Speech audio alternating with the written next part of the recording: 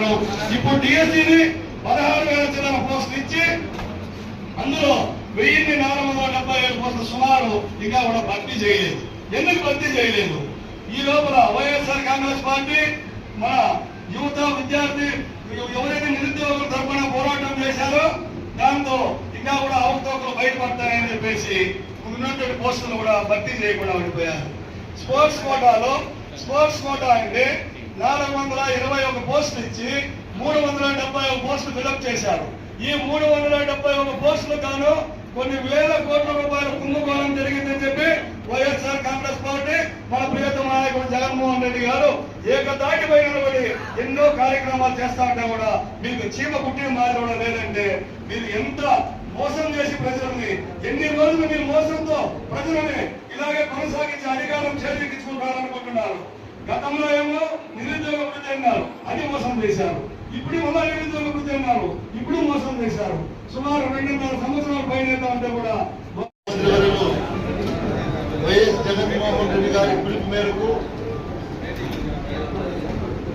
DSC మీద జరిగినటువంటి అక్రమాల మీద చర్చ రౌండ్ టేబుల్ సమావేశానికి విచ్చేసినటువంటి వైఎస్ఆర్ కుటుంబ సభ్యులు మరియు మీడియా సోదరులు, యువత, మహిళలు, అదేవిధంగా ఉపాధ్యాయులు,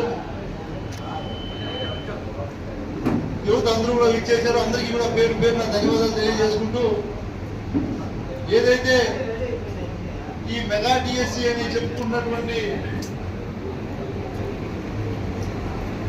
ముఖ్యమంత్రి చంద్రబాబు నాయుడు గారు మరియు ఆయన కుమారుడు నారా లోకేష్ గారు ఇది ఒక పెద్ద కుంభకోణంగా కొన్ని వేల కోట్లు దోచుకోవడానికే ఈ డిఎస్సిని వాడుకున్నారు అని ఈ రాష్ట్ర ప్రజలందరికీ గమనార్థానికి వచ్చింది. ఎందుకంటే ఎప్పుడు ఈ దేశంలో ఇటువంటి డిఎస్సి ఇంతవరకు జరగలేదనేది అందరూ కూడా ఉపాధ్యాయులు కావచ్చు, విద్యార్థులు కావచ్చు, విద్యావంతులు కావచ్చు, యువత కావచ్చు, అందరికీ కూడా ఒక అనుమానం తావిచ్చింది. ఎందుకంటే వీళ్ళు జరిపినటువంటి డిఎస్సి ఏదైతే ఉందో దాంట్లో మెరిట్ లిస్ట్ అనేది ఎక్కడా కూడా డిస్ప్లే చేయకుండా కనీసం మెరిట్ లిస్ట్ లో ఎవరు వచ్చారు, లాస్ట్ లిస్ట్ లో ఎవరున్నారు, కనీసం ఎవరికి ఉద్యోగం వస్తుంది, ఎవరికి ఏ కారణంగా ఉద్యోగం రావట్లేదు అని కూడా తెలియకుండా వాళ్ళకు నచ్చిన వాళ్ళకి ఏదైతే ఈ 16,000 పోస్టుల్లో తూర్చు మంత్రంగా నామం మాత్రమే ర్యాండమ్ గా ఒక 10-20% మందికి ఉద్యోగాలు ఇచ్చి మిగతా 70-80% దాదాపు ఒక 3,000 కోట్ల రూపాయల కుంభకోణం జరిగింది అని కూడా అనుమానం ఈ రాష్ట్ర ప్రజలకు వస్తా ఉంది. ఎందుకంటే దీన్ని ఒక పక్క పేపర్ లీక్ అని ప్రకటించారు. ఈ పేపర్ లీక్ ప్రకటించిన దానికి కూడా కారణం ఈ కుంభకోణం బయటికి రాకుండా రేపు పొద్దున్నే ఏదన్నా ఇంత డబ్బులు తీసుకొని పోస్ట్ ఇచ్చారని బయటికి రాకుండా రేపు పొద్దున్నే సిబిఐ దర్యాప్తులో బయటపడినా లేదు ఇది పేపర్ లీక్ వల్ల వాళ్ళకు ఉద్యోగాలు ఇచ్చామని చెప్పుకోవచ్చని దారి మళ్లించడానికి ఇవన్నీ కూడా ముఖ్యమంత్రి కొడుకు నడిపినటువంటి ప్రసంగం లాగా కనిపిస్తుంది కూడా మీకు తెలియజేస్తున్నా. ఇది కేవలం పేపర్ లీక్ ఒకటే కాదు, దీని వెనక కుట్రతోనే పెద్ద కుంభకోణంగా 3,000 కోట్లు డబ్బులు రూపంగా చేతులు మారాయనేదే ఈ రాష్ట్ర ప్రజలకు అనుమానంగా ఉంది కూడా తెలియజేస్తున్నాం. ఎందుకంటే అందరూ కూడా గమనించాలి, సాక్షాత్తు ఒక ఉద్యోగం కావాల్సినటువంటి వ్యక్తి ఫోన్లో మాట్లాడినటువంటి సంభాషణ ఈ రాష్ట్ర ప్రజలందరూ కూడా చూశారు. అతని మీద ఫోన్లో మాట్లాడినటువంటి వీడియోలు కానీ మనం అందరూ చూసాం. ఎంత డబ్బులు మాట్లాడుతున్నాడు ఏమి దాని మీద నామ మాత్రమే కేసు కట్టారు. అంటే ఇంత జరిగినా దాని మీద కేసు కట్టలేదు, కేసు పెట్టినా అతను అరెస్ట్ చేయలేదు. అంటే మతలబ్ ఏంటి? విద్యాశాఖ మంత్రి ఖచ్చితంగా రాజీనామా చేయాలి. సిబిఐ ఎన్క్వైరీ జరిగిన తర్వాత నువ్వు ఏదైతే నిజాయితీ పరుడని సర్టిఫికేట్ సిబిఐ అధికారులు ఇస్తే ఆ రోజు మళ్ళీ నువ్వు మంత్రిగా కొనసాగచ్చు. అంతవరకు నువ్వు రాజీనామా చేయాలని ఎందుకంటే ఇదంతా తతంగం ఎలా జరిగింది? ఒక్క అధికారి ఎవరైనా సరే ఈ డిఎస్సి కార్యక్రమాలన్నీ కూడా ఏదైతే ఈ పేపర్ ప్రక్రియ ఇదంతా కూడా అధికారులు చేసినటువంటి ప్రక్రియని ఒక అవుట్ సోర్సింగ్ ఉద్యోగి నవీన్ అనే అతనికి అప్పచెప్పి ఇద్దరు చేసినటువంటి పనిని అతనికి ఒకరికి అప్పచెప్పి అతని ద్వారా పేపర్ లీక్ అయిందని తెలిసి అతనే ఫస్ట్ ర్యాంక్ వచ్చి దాన్ని మళ్ళీ మెరిట్ లిస్ట్ లో అతను వచ్చాడని చెప్పి అతనికి ఉద్యోగం ఇచ్చి తర్వాత ఈ ఆంధ్ర రాష్ట్ర ప్రజలకంతా కూడా ఈ నిజం తెలిసిపోయిందని చెప్పి ఆన్లైన్ లో నుంచి మళ్ళీ అతని పేరు తీసేయడం జరిగింది. ఇది వాస్తవమా కదా?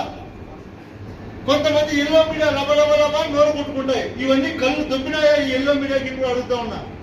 ఏ ఒక్క ఎల్లో మీడియాలో అయినా 5 సంవత్సరాలు పరిపాలన చేస్తే అబ్బా కొడుకు సోకాల్ టీడీపీఓ నాయకులు అందరూ కూడా జగన్మోహన్ రెడ్డి గారు అప్పు చేసేశాడు, బీహార్ అయిపోతుంది ఈ ఆంధ్ర రాష్ట్రం ఉన్నారు. జగన్మోహన్ రెడ్డి గారు 5 సంవత్సరాలు అప్పు 3 లక్షల కోట్లు చేస్తే చంద్రబాబు నాయుడు కొడుకు మన పవన్ కళ్యాణ్ గారు కూటమి ప్రభుత్వంలో ఈ 2 సంవత్సరాలకే 3 లక్షల కోట్లు చేశారు అప్పు. అంటే ఈ ఎల్లో మీడియాకి కళ్ళకు కనిపించట్లేదు అని అడుగుతా ఉన్నా. ఎల్లో మీడియాను కూడా సభ ద్వారా ఎందుకు మీరు ప్రజలకు ఇవన్నీ కూడా వాస్తవాలు తెలియపరచట్లేదు? కొంతమంది అయితే మీడియా సోదరులు మరీ మోసంగా తయారయ్యారు. వైఎస్ జగన్మోహన్ రెడ్డి గారు చేసినటువంటి మంచి చెప్పకపోగా ఈ రోజు కూడా ఆంధ్ర రాష్ట్ర ప్రజలకు చెడ్డ జరుగుతూ ఉంటే తెలుగుదేశం పార్టీకి భజన చేస్తున్నారే, అది మీకు మంచిదవుతుందని నేను అడుగుతున్నా ఈ వేదిక ద్వారా. ఎందుకంటే ఆయన 5 సంవత్సరాల పరిపాలనలో ప్రతి ఇంటికి ఇచ్చినటువంటి మాట నెరవేర్చి 3 లక్షల కోట్లు అప్పు చేస్తే ఈ రోజు చంద్రబాబు నాయుడు గారి ఆధ్వర్యంలో 2 సంవత్సరాలకి 3 లక్షల కోట్లు అప్పు చేసి ఇచ్చినటువంటి మాట ఒకటి కూడా నెరవేర్చకపోగా అంతెందుకు కనీసం ఈ రాష్ట్రంలో తెలుగుదేశం ప్రభుత్వం వచ్చినప్పటి నుంచి జగన్మోహన్ రెడ్డి గారు దిగిపోయినప్పటి నుంచి చంద్రబాబు నాయుడు ప్రమాణ స్వీకారం చేసిన రోజు నుంచి ఈ రోజు వరకు ఎవరికైనా సరే కొత్తగా పెన్షన్ వచ్చిందా అని అడుగుతా ఉండే. ఈ రాష్ట్రంలో చెప్తున్నా, రాష్ట్రంలో ఎవరికైనా వచ్చిందా? ఒకే ఒక పెన్షన్ ఇచ్చారా? కొత్త పెన్షన్ ఒక్కటి కూడా గుర్తుపెట్టుకోండి. ఎంత మోసం, ఎంత దగ! మీరు చేస్తున్నటువంటి ప్రతి అవినీతి కూడా ఇంకా మీకు ఏదైతే ప్రభుత్వం ఇప్పటికే 2 సంవత్సరాలు పూర్తి 3వ సంవత్సరంలో కూడా సగం అయిపోయినట్లే గుర్తుపెట్టుకోండి. ప్రజలు ప్రతిదీ గమనిస్తున్నారు.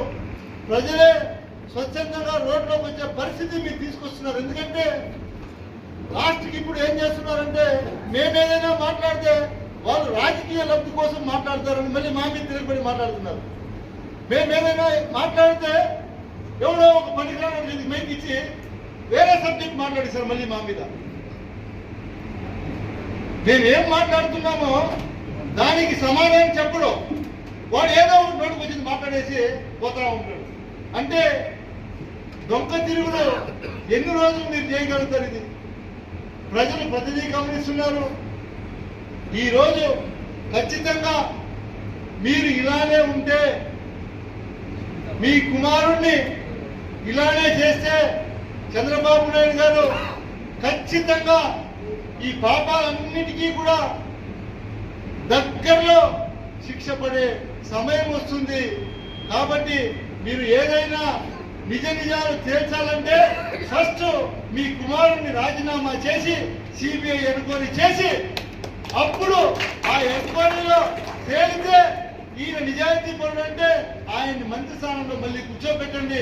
అంతవరకు ఆయన రాజీనామా చేసేంత వరకు ఈ ఉద్యమం ఆగదు ఈ రాష్ట్రంలో కూడా తెలియజేస్తూ ఇక్కడికి విచ్చేసినటువంటి అందరికీ కూడా ప్రత్యేకంగా ధన్యవాదాలు తెలియజేస్తూ 6వ తేదీ 7వ తేదీ 8వ తేదీ 9వ తేదీ పట్టణంలో మన రిలే నిరాహార దీక్షలు ఉన్నాయి. అదేవిధంగా 10వ తేదీ మనం గుండుబాయి నుంచి బజార్ వీధిగా మనం మార్కెట్ దగ్గర ఉన్నటువంటి వైఎస్ఆర్ విగ్రహం దగ్గరికి ర్యాలీగా అందరూ కూడా వెళ్ళాలనుకుంటున్నాం. వైఎస్ఆర్ కుటుంబ సభ్యులందరూ కూడా పాల్గొనాలి. మీరు ఏదైతే ఆ రోజు 2 వీలర్లో కారులో వచ్చే వాళ్ళందరూ కూడా ముందుగా అన్నీ కూడా మార్కెట్ దగ్గర పెట్టి తర్వాత అక్కడి నుంచి వెహికల్లో ఇక్కడికి వచ్చి గుండుబాయి దగ్గర నుంచి మనం ర్యాలీగా వెళ్ళి ఆ ర్యాలీని విజయవంతం చేయాలని కూడా మిమ్మల్ని అందరినీ కూడా కోరుకుంటూ సెలవు తీసుకుంటాము.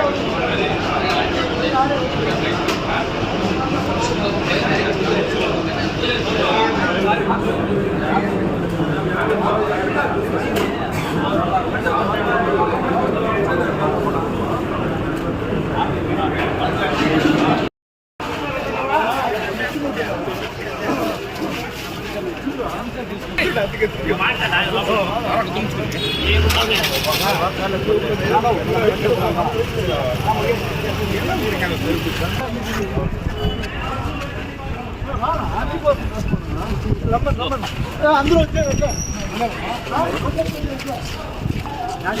మున్సిపల్